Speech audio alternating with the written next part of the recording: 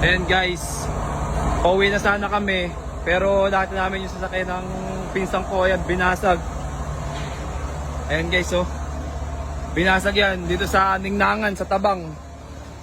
Pati yung mga gamit kinuha, ayan, ayan guys. Ayan. Sabihin na silip. Hindi ko pa naman, hindi ko kukunin yung ano. Kita. Ayan guys, oh. Kaya ano ko lang. Dito lang yan sa Ningnangan.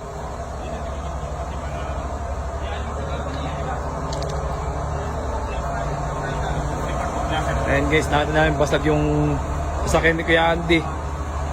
At nakakuha yung wallet, tsaka yung lisensya niya.